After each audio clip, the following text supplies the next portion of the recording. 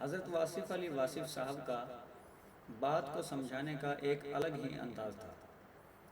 آپ ایک حکایت بیان کرتے ہوئے فرماتے ہیں کہ ایک بہت بہادر نوجوان پہلوان جنگل سے گزر رہا تھا کہ اچانک اس کی نظر سامنے پڑی، جہاں ایک بہت بڑے سانپ نے ایک ریچھ کو قابو کر رکھا تھا، اور ریچھ اپنی جان بچانے کی کوششیں کر کر کے نڈال ہو چکا تھا۔ یہ منظر دیکھ کر پہلوان کو ریچھ پر ترس آ گیا، اور اس نڈر انسان نے آگے بڑھ کر اپنی تلوار کے ایک ہی وار سے سانپ کے 2 ٹکڑے کر ڈالے۔ سانپ کو پہلوان نے اس انداز سے مارا کہ ریچھ کو خراش تک نہ آئی۔ ریچھ جب سانپ کے قبضے سے نکل گیا تو اس بہادر پہلوان کا ایسا شکر گزار ہوا کہ اصحاب کہف کے وفادار کتے کی طرح اس کے پیچھے پیچھے چلنے لگا۔ سانپ سے لڑائی اور لمبے سفر نے پہلوان کو تھوڑا بہت تھکا دیا تھا، اس لیے تھوڑی دیر آرام کی غرض سے وہ ایک درخت کے نیچے لیٹ گیا۔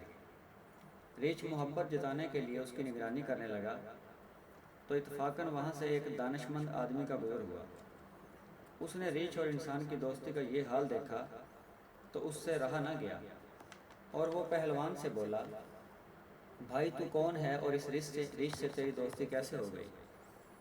پہلوان نے سارا قصہ سنایا تو دانشور آدمی بولا، لگتا ہے تو بہت ہی سادہ طبیعت آدمی ہے، تجھے اتنا بھی معلوم نہیں کہ ایک ریچھ اور تیرے درمیان دوستی کیسے نبھ سکتی ہے۔ میری بات مان اور اس مصیبت سے جتنی جلدی پیچھا چھڑا سکتا ہے چھڑا لے۔ بے وقوف دوست سے بہتر ہے وہ تیرا دشمن رہے۔ اس سے پیچھا چھڑا لے یا اسے مار دے، ورنہ تو بہت پچھتائے گا۔ پہلوان بولا، مجھے لگ رہا ہے کہ تو یہ بات جلن اور حسد کی آگ میں جل کر بول رہا ہے۔ اس کا حیوان ہونا مت دیکھ، مگر یہ دیکھ کہ یہ مجھ سے کتنا لگاؤ رکھتا ہے۔ یہ میرے ایک احسان کے بدلے مجھ پر واری صدقے ہوا جا رہا ہے۔ میں تو ہرگز اسے اپنے سے دور نہیں کروں گا۔ دانشور آدمی نے بہت سمجھایا کہ یہ بات وہ حسد سے نہیں بلکہ اس شخص کی ہمدردی میں کہہ رہا ہے۔ اس نے پہلوان کو کہا کہ اگر تو اس کی خدمت سے متاثر ہو گیا ہے تو میں تیری جان بچانے کے لیے تجھ سے دوستی کرنے کو تیار ہوں۔ تو مجھے اس سے زیادہ خدمت گزار پائے گا، لیکن اس آگ سے دور رہ، یہ تجھے جلا کر راکھ کر دے گی۔ بھلا ایک درندے کے انسان سے دوستی کس بنیاد پر قائم ہو سکتی ہے؟ لیکن وہ پہلوان کوئی بات سننے پر راضی ہی نہیں تھا۔ آخر کار وہ دانشمند راہگیر اسے دعا دیتا ہوا چلا گیا کہ میں نے تجھے برا بھلا سمجھانے کی ہر ممکن کوشش کی، اب تیری مرضی، خدا تیرا نگہبان ہو۔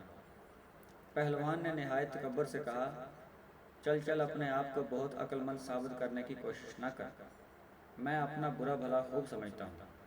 خام خواہ میرا ہمدرد بننے کی کوشش نہ کر، تو میرے لیے اجنبی ہے اور اجنبی ہی رہ۔